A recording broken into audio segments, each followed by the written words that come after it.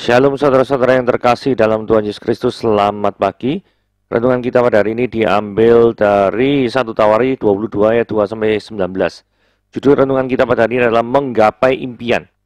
Sebuah drama TV Jepang berjudul Mare mengisahkan seorang gadis bernama Mare yang mempunyai impian menjadi patissier, pembuat kue terbaik di dunia. Kapan ibu menjadi patissier terbaik di dunia? Pertanyaan dari anak kembar sejenak membuat Mare terdiam. Meski sampai akhir cerita Mare belum menjadi patissier terbaik, dia boleh dikatakan berhasil. Mengapa? Karena keahliannya membuat kue berkembang jauh lebih baik. Berbicara mengenai impian, Raja Daud pernah berkeinginan mendirikan rumah kediaman bagi nama Tuhan. Namun Tuhan seolah tidak mengizinkannya menggapai impian tersebut. Dia berfirman, "Engkau tidak akan mendirikan rumah bagiku." Sebagai gantinya, Tuhan menunjuk Salomo merealisasikan impian ayahnya. Apakah Daud menyerah? Rupanya tidak. Daud justru giat membantu Salomo menyediakan bahan-bahan kebutuhan bagi pembangunan rumah Tuhan. Pada akhirnya, rumah Tuhan yang merupakan impian Daud berhasil didirikan. Jika demikian, apakah Daud berhasil menggapai impiannya? Tentu saja. Bukankah melalui upaya Daud pembangunan bait Allah dapat diselesaikan dengan semakin baik? Hari ini, kita diingatkan untuk tidak menyerah atas sebuah impian. Tidak perlu memikirkan apakah impian itu akhirnya menjadi kenyataan atau tidak. Faktanya, sekalipun tidak mencapai ujung langit, setidaknya kita telah berani mengepakkan sayap lalu terbang melihat keindahan dunia. Ingatlah, impian yang akan tetap menjadi impian kalau kita tidak berani melangkahkan kaki kita ke depan. Jadi apabila kita punya impian, berusahalah menggapainya bersama dengan Tuhan. Impian adalah milik setiap orang yang mempunyai tangan iman dan keberanian untuk menggapainya. Renungan kita pada hari ini, saya ambil temanya, di mana hartamu berada, di situ juga hatimu. Ya. Kita baca 1 Tawari 22. Lalu berkatalah Daud, disinilah rumah Tuhan Allah kita dan disinilah mezbah untuk korban bakaran orang Israel. Daud menyuruh mengumpulkan orang-orang asing yang ada di negeri Israel, lalu ditempatkannya tukang-tukang untuk memahat batu-batu pahat yang akan dipakai untuk mendirikan rumah Tuhan. Selanjutnya Daud menyediakan sangat banyak besi untuk paku-paku bagi daun pintu gerbang dan bagi tupai-tupai, juga sangat banyak tembaga yang tidak tertimbang beratnya dan kayu aras yang tak terbilang banyaknya. Sebab orang Sidon dan orang Tirus membawa sangat banyak kayu aras bagi Daud. Karena pikir Daud, Salomo anakku masih muda dan kurang berpengalaman. Rumah yang harus didirikannya bagi Tuhan haruslah luar biasa besarnya, sehingga menjadi kenamaan dan termasyhur di segala negeri. Sebab itu baiklah aku mengadakan persediaan baginya. Lalu Daud membuat sangat banyak persediaan sebelum dia mati. Kemudian dipanggilnya Salomo anaknya dan diberikan perintah kepadanya untuk mendirikan rumah bagi Tuhan Allah Israel. Kata Daud kepada Salomo anakku, aku sendiri bermaksud hendak mendirikan rumah bagi nama Tuhan Allahku. Tetapi firman Tuhan datang kepadaku demikian, telah kau tumpahkan sangat banyak darah dan telah kau lakukan peperangan yang besar. Engkau tidak akan mendirikan rumah bagi namaku, sebab sudah banyak darah yang kau tumpahkan di tanah di hadapanku. Sesungguhnya seorang laki-laki akan lahir bagimu dan ia akan menjadi seorang yang dikaruniai keamanan. Aku akan mengaruniakan keamanan kepadanya dari segala musuhnya di sekelilingnya. Dia akan bernama Salomo, sejahtera dan sentosa akan kuberikan atas Israel pada zamannya. Dialah yang akan mendirikan rumah bagi namaku dan dialah yang akan menjadi anakku dan aku akan menjadi bapaknya. Aku akan mengokohkan tahta kerajaannya atas Israel sampai selama-lamanya. Maka sekarang hai anakku, Tuhan kiranya menyertai engkau sehingga engkau berhasil mendirikan rumah Tuhan Allahmu seperti yang difirmankannya mengenai engkau. Hanya Tuhan kiranya memberikan kepadamu akal budi dan pengertian yang membuat engkau menjadi pemegang perintah atas Israel, supaya engkau memelihara Taurat Tuhan Allahmu. Maka engkau akan berhasil jika engkau melakukan dengan setia ketetapan-ketetapan hukum-hukum yang diperintahkan Tuhan kepada Musa untuk orang Israel. Kuatkan dan teguhkan hatimu, janganlah takut dan janganlah tawar hati.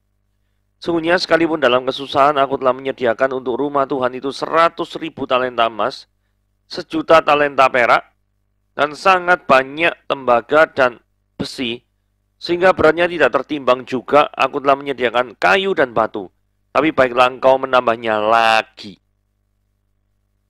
Lagi pula Engkau mempunyai sangat banyak pekerja, yakni pemahat batu, tukang-tukang batu dan kayu, serta orang-orang yang ahli dalam segala macam pekerjaan. Emas dan perak, tembaga dan besi yang tak terhitung banyaknya, mulailah bekerja. Tuhan kiranya menyertai engkau. Dan Daud memberikan perintah kepada segala pembesar Israel itu untuk memberikan bantuan kepada Salomo anaknya, katanya. Bukankah Tuhan Allahmu menyertai kamu dan telah mengaruniakan keamanan kepadamu ke segala penjuru? Sungguh dia telah menyerahkan penduduk negeri ini ke dalam tanganku, sehingga negeri ini takluk di hadapan Tuhan dan kepada umatnya. Maka sekarang arahkanlah hatimu dan jiwamu untuk mencari Tuhan Allahmu. Mulailah mendirikan tempat kudus Tuhan Allah, supaya tabut perjanjian Tuhan perkakas kudus Allah dapat dibawa masuk ke dalam rumah yang didirikan bagi nama Tuhan. Oke. Ayat 1 ini kita lihat kerinduan seorang Raja Daud, ya. Kenapa kok rinduan? Kerinduan Raja Daud itu apa sebenarnya? Yaitu mendirikan rumah Tuhan. Nah, kalau kerinduan Daud itu membangun rumah Tuhan, kalau kita refleksikan kehidupan kita sehari-hari, kerinduan kita itu apa? Apakah hati kita juga tertuju pada Tuhan? Atau hati kita lebih condong ke arah hal-hal duniawi? Nah, mesbah korban bakaran, yang di merah-merah itu ya, itu kalau kita lihat, itu harus ada sebelum seseorang bertemu dengan Tuhan. Jadi ini Daud artinya apa? Kalau Daud rindu membangun rumah Tuhan dan mesbah korban bakaran, berarti Daud ini memperhatikan detail-detail sebelum seorang itu bertemu dengan Tuhan butuh apa, dan dia akan menyediakannya. Karena kerinduan yang paling ultimate, yang paling utama bagi Daud adalah memiliki relasi yang indah dengan Tuhan. Pertanyaan berikutnya adalah, apakah saudara memiliki kerinduan untuk memiliki relasi dengan Tuhan dengan sangat-sangat baik? Apakah selama ini kerinduan tersebut tidak pernah engkau pikirkan? Atau selama ini apa yang engkau ingini? Apakah selama ini engkau mengingini sesuatu yang bukan hal-hal rohani? Kalau iya, maka saya beritahu pada saudara, apapun yang kau ingini selain di luar kerohanian, sifatnya adalah fana. Artinya nilainya, value-nya, itu tidak everlasting. Jadi, mulailah untuk meneladani kehidupan seorang Raja Daud dalam hal ini. Ini persiapan yang dilakukan Daud ya. Jadi Daud itu tidak cuma rindu doang ya. Tapi Daud itu juga merealisasikan kerinduannya. Wah, ini penting sekali ya. Jadi kalau orang cuma ngomong toh, aku mengasihi engkau Yesus, gitu ya misalkan ya. Realisasinya tuh apa? Ketika engkau mengatakan aku mengasihi engkau Tuhan. Aku mengasihi engkau lebih dari segalanya misalnya. Realisasinya tuh apa? Nah, Daud ngomong gini, rumah yang harus didirikan bagi Tuhan haruslah luar biasa besarnya, sehingga menjadi kenamaan dan termasyhur di segala negeri. Jadi Daud ini menginginkan ada rumah Tuhan yang menjadi ikonik, sehingga orang-orang tahu siapa yang berdiam di dalam rumah Tuhan itu. Namanya adalah Yahweh. Jadi Daud ini memiliki kerinduan ingin memang benar meninggikan Tuhan di atas segala-galanya. Lalu ini yang menarik ya. Lalu Daud membuat sangat banyak persediaan sebelum dia mati. Saudara, kalau kita pikir-pikir ya, saat seseorang itu mendekati ajalnya, apa yang biasa dia pikirkan? Secara umum adalah, wah, saya ingin melakukan banyak hal sebelum saya meninggal. Ya toh? Yang saya sukai, tapi belum kesampaian misalnya. Selama hidup di negara ini, di dunia ini. Mungkin traveling ke tempat yang jauh, makan makanan mewah, fine dining, yang selama ini mungkin hanya bisa dinikmati di televisi saja. Jadi banyak orang, waduh, sudah mendekati ajalnya, pengenlah hidup itu bersenang-senang, gitu ya. Tetapi beda dengan Daud. Daud itu mencurahkan seluruh pikiran dan tenaganya untuk persiapan pembangunan rumah Allah. Padahal Tuhan itu sudah tunjuk Salomo loh, untuk menjadi yang membangunnya, bukan Daud. Tetapi hal itu, fakta itu, tidak membuat Daud surut dalam hal mendukung pembangunan bait Allah. Saudara, dari sini kita lihat teladannya. Kalau seorang itu memang benar-benar memiliki kerinduan, keinginan atau hasrat yang kuat terhadap A, maka dia akan berjuang sekuat tenaga supaya A itu benar-benar terjadi. Saudara, apakah Anda memiliki hasrat yang sangat kuat di dalam kerohanian saudara? Ataukah saudara tidak memiliki cukup hasrat untuk mengenal Tuhan dengan baik? Saudara, bukan kebetulan Anda mendengarkan renungan pada hari ini. Koreksilah diri Anda dan milikilah hasrat untuk mengenal Tuhan lebih dalam lagi. Nah, Daud ini kan memiliki kerinduan ya. Aneh ya. Kenapa orang yang memiliki kerinduan tidak diperbolehkan sama Tuhan membangun bait suci? Kan gitu ya.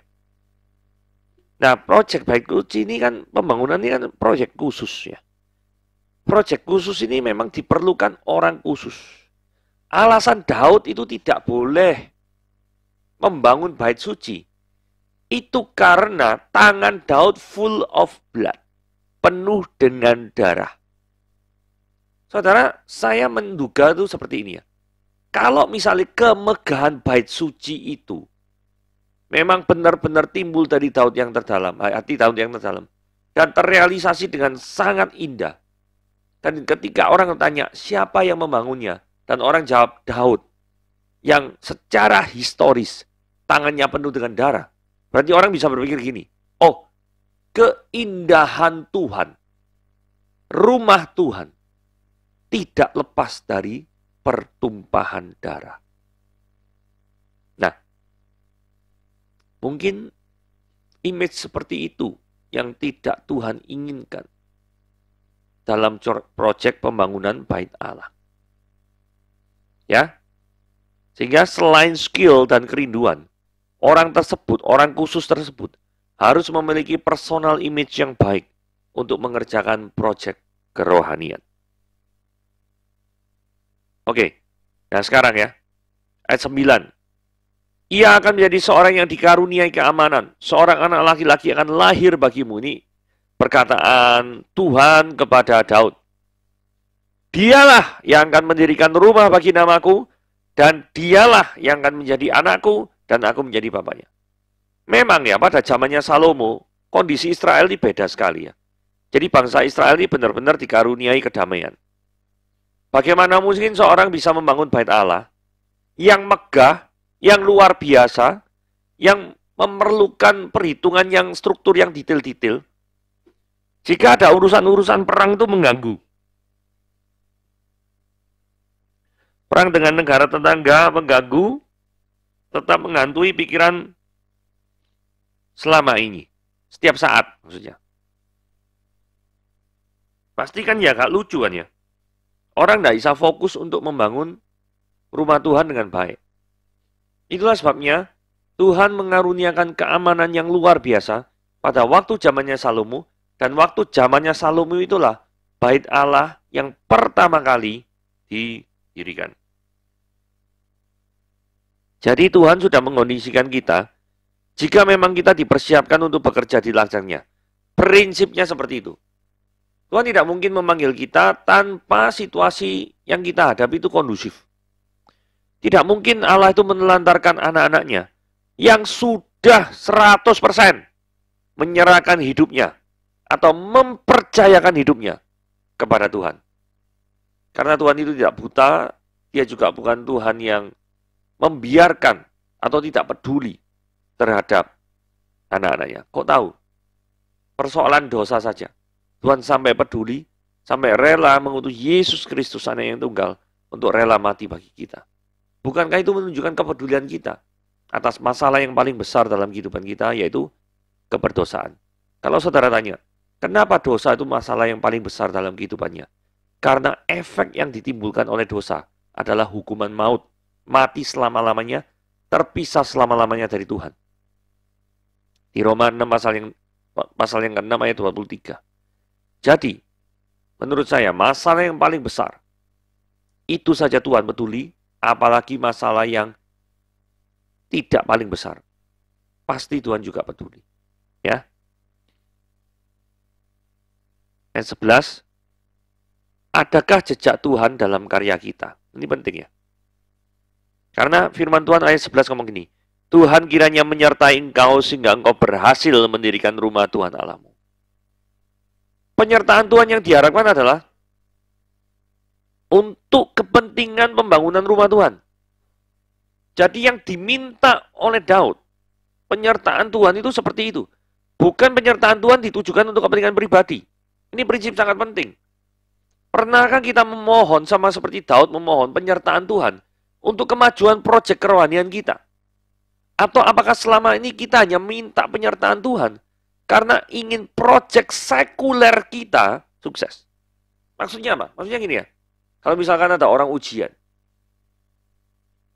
kan biasanya Tuhan minta tolong supaya ujian ini dapat berjalan dengan baik dan dapat menjawab soal-soal ujian dengan sangat baik. Ya itu sah-sah saja ya, nggak masalah kayak gitu. Tapi pernah nggak kita memohon Tuhan, hari ini saya ada proyek kerohanian misalnya baca buku, atau ikut seminar, atau ingin mengenal Tuhan dalam topik-topik tertentu. Tuhan tolong sertai. Aku ingin mengenal Engkau lebih dalam lagi melalui sarana ini. Saya menduga sangat jarang kita melakukan hal tersebut. Itu menunjukkan bahwa kepedulian kita itu sebenarnya ada di mana. Kepada proyek sekuler kah? Atau kepada proyek kerohanian kah? Oke? Nah, poin yang kedua, menjadi raja atas suatu negara, di dalam gaya pemerintahnya, Salomo tidak boleh lepas dari Taurat Tuhan. Itu tercermin dalam kalimat yang berwarna biru. Membuat engkau jadi pemegang perintah atas Israel. Supaya engkau apa? Memelihara Taurat Tuhan. Jadi antara perintah dengan Taurat Tuhan, ini tidak boleh dipisahkan. Nah, apakah gaya kepemimpinan kita selama ini itu selalu melibatkan Tuhan atau melibatkan setan malahan? Jangan-jangan gaya pemerintahan kita, kepemimpinan kita dalam memimpin suatu organisasi itu pokoknya aku menang, orang lain kalah ya peduli amat, bodoh amat lah, gak ngurus lah, kayak gitu? Atau Anda mementingkan win-win solution? Anda menang ya saya menang, everybody happy? Atau saya yang harus menang, Anda harus kalah gitu loh, enak aja Anda menang, saya kalah. Gitu ya. Saya yang harus menang, Anda kalah. Ini suatu hubungan yang egosentris ya. Kalau kita lihat bahwa Salomo itu pengen selalu memiliki akal budi yang dari Tuhan sendiri. Saudara, Anda akal budinya bersandar pada Tuhan atau bersandar pada kekuatanmu sendiri? Singkat cerita, sama seperti judul di slide ini ya. Adakah jejak Tuhan dalam karya kita, dalam pekerjaan kita? Orang lain bisa melihat kok. Anda itu ada jejaknya Tuhan atau tidak. Keberhasilan dan perkenanan Tuhan. Maka engkau akan berhasil jika engkau melakukan dengan setia ketetapan-ketetapan dan hukum-hukum yang diperintahkan Tuhan kepada Musa untuk orang Israel. Kuatkan dan teguhkan hatimu, jangan takut dan jangan tawar hati. Artinya apa nih? Suatu keberhasilan di mata Tuhan, itu berarti jika dan hanya jika hukum Tuhan itu ditaati dengan setia. Jikalau ada keberhasilan umat Tuhan di muka bumi ini, tetapi cara yang digunakan adalah cara-cara yang fasik, yang tidak sesuai dengan kehendak Tuhan, maka di mata Tuhan, keberhasilan itu tidak ada nilainya. Mungkin di mata manusia, oh iya berhasil ya, cocok gitu. Padahal cara dia berhasil itu nyogok kanan kiri. Nah, apakah hal yang seperti itu tetap bisa dinilai di mata Tuhan orang itu berhasil? Nggak bisa. Karena ayat 13 ngomong, jika maka engkau akan berhasil, jika engkau melakukan dengan setia ketetapan-ketetapan dan hukum-hukum yang diperintahkan Tuhan. Jelas, kriteria keberhasilan Tuhan adalah diukur melalui firman Tuhan. Sesuai tidak cara-caramu dengan firman Tuhan. Kalau cara-caramu tidak sesuai dengan firman Tuhan, Tuhan tidak akan pernah menganggap kesuksesanmu adalah sesuatu yang berharga. Sekalipun orang lain mungkin tidak tahu. Sekalipun orang lain mungkin menganggap bahwa engkau adalah pribadi yang sangat sukses. Tapi di balik kesuksesanmu, ada banyak kejahatan yang Tuhan sudah jijik untuk melihatnya. Ya, contoh misalkan ya, adakah suatu kebanggaan bagi tim sepak bola yang menang karena mendapatkan penalti, terus penalti itu didapat dengan cara pemainnya diving. Tahu ya diving ya? Pura-pura jatuh. Nah, ya sekarang ada yang namanya teknologi VAR, bisa dilihat ya. Tapi kalau dulu tidak ada teknologi VAR, pura-pura jatuh, diving, tidak ada buktinya, oh iya, orang lain kelihatannya, oh iya dia tuh kontak fisik dengan pemain belakang lawan, sehingga jatuh, padahal dia pura-pura jatuh. Karena pura-pura jatuh di kotak penalti, dapat hadiah penalti. Dapat hadiah penalti, gol langsung menang. Pertanyaannya, mungkin tim itu juara. Tetapi adakah kebanggaannya? Juara dengan menggunakan cara licik seperti itu? Kalau masih ada orang yang mengatakan, gak ngurus caranya, pokoknya dapat piala. Kalau ada pikiran seperti itu, hati-hati loh. Pikiranmu sedang rusak. Dirusak oleh setan. Karena pikiran-pikiran yang demikian adalah pikiran yang tidak mau tunduk pada kebenaran firman Tuhan. Oke, ayat 14. Ini luar biasa ya. Ini yang saya jadi highlight judulnya ya. Di mana hartamu berada, di situ juga hatimu. Saudara, dikatakan di sini, ada satu kata yang menarik ya. Sesungguhnya, sekalipun dalam kesusahan, aku telah menyediakan untuk rumah Tuhan. Saudara, kata menariknya itu sekalipun dalam kesusahan. Saya sampai bingung ya. Apa yang menyebabkan Daud susah? Apakah Daud kecewa ketika tidak bisa membangun rumah Tuhan? Mungkin saja. Atau ketika berperang melawan musuh-musuh Israel, tangannya penuh dengan darah itu maksudnya. Sehingga dia, waduh, gara-gara ini aku tidak bisa membangun rumah Tuhan. Bisa saja. Ataukah mengumpulkan dana, sekalipun kondisi ekonomi Israel sedang susah? Mungkin saja. Intinya, inti daripada teks ini adalah tidak peduli kondisi Anda senang atau susah. Daud tetap menyediakan segala sesuatu all out untuk bait suci, untuk proyek kerohanian. Saudara pengen tahu pengorbanan yang dilakukan Daud? Saudara hitung aja ya. Mari kita berhitung ya. 100.000 talenta emas. Satu talenta itu 34 kilo. Kalau 100.000 talenta emas ya 3.400.000 kilo. Harga satu emas itu 900.000 rupiah. Jadi kalau memiliki 3.400.000 kali 1.000 gram per kilo kali 900.000 itu adalah 3.000 triliun. Saya tidak bisa bayang no ya. Suatu bangunan yang memiliki nilai 3.000 triliun ini gimana caranya ya? Semuanya mungkin tidak cuma bersalut emas, mungkin terdiri dari benar-benar emas. Bukan salutan emas loh. Tapi emas solid, benar-benar dibuat untuk perabotan mungkin. Terus tidak cukup itu, 3.000 triliun itu sudah luar biasa ya. Ini dia ada 1 juta talenta perak. 1 juta talenta perak itu sama dengan 34 juta kilo. Harga perak 1 gram itu 13.000.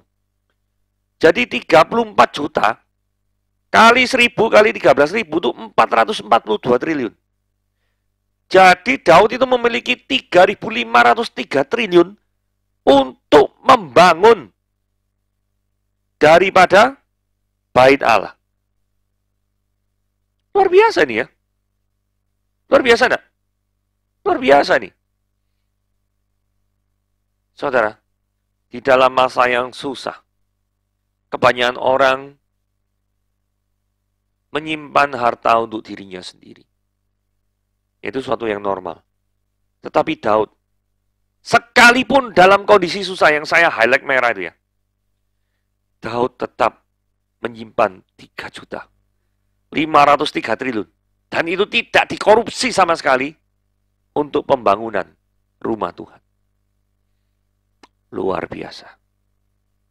Apakah saudara menyediakan 3.500 triliun ya, dalam tanda kutip, untuk kemuliaan nama Tuhan, yaitu hidupmu.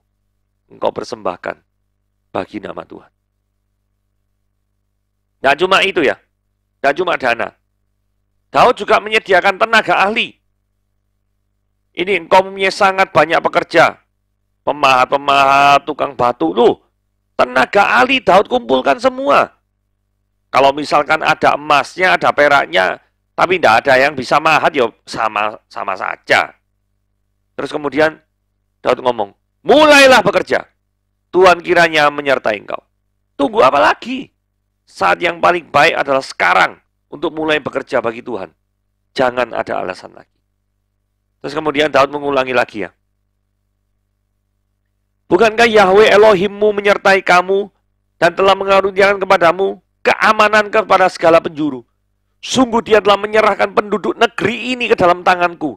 Sehingga negeri ini takluk di hadapan Tuhan dan kepada umatnya. Maksudnya gini ya. Israel itu memiliki kedamaian pada saat pemerintahan Salomo.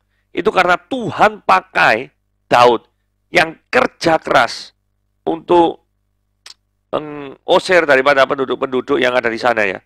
Untuk melakukan penaklukan area di sekitar Israel. Sehingga ada suatu situasi yang aman. Karena musuh-musuh Israel sudah ditaklukkan di bawah kaki Daud. Cuma konsekuensinya tangan Daud penuh darah. Gitu ya. Nah ketika Daud ngomong, ini negara sudah aman loh ya. Lu gak usah mikir perang-perang seperti yang dulu aku pernah pikirkan Salomo. Gak usah. Sekarang fokus hidupmu adalah, aku sudah menyediakan segala tenaga ahli, emas, perak. Itu untuk rumah Tuhan. Fokuskan seluruh pemikiranmu itu terhadap rumah Tuhan. Ya, karena sangat masuk akal sekali. Kalau misalkan gini ya, kalau rumah Tuhan itu didirikan pada waktu perang, ya pasti tenaga kerjanya tidak fokus tuh ya. Masa orang kerja nyawanya terancam, itu tidak fokus. Terus, kalau area di tempat di mana bait suci itu didirikan diserang, maka belum selesai bangun, langsung diserang, dihancurkan, ya sia-sia tuh ya. Jadi, memang Tuhan punya rencana, seluruh musuh Israel ditaklukkan Daud dulu. Nanti pada waktu zaman anaknya yaitu Salomo, suatu situasi yang damai dapat tercapai kondisinya, maka saat itulah saat yang paling tepat untuk membangun bait Allah. Dari sini kita bisa belajar satu hal lagi apa? Tuhan itu membuat segala sesuatunya apa? Indah pada waktunya. Saudara, perencanaan Tuhan itu benar-benar indah. Anda mungkin tidak memahami. Mungkin Anda mikir, wah Tuhan tuh lelet, aku maunya gini kok, mutar-mutar. Di dalam putar-putaran tanda kutip itu, Tuhan pasti punya maksud yang lebih indah. Yang tidak pernah engkau pikirkan sebelumnya. Jadi, jalanilah hidup ini, di dunia ini, bersama-sama dengan Tuhan. Dan temukan untuk berrelasi dengan Dia, senantiasa, terus-menerus. Tuhan Yesus memberkati.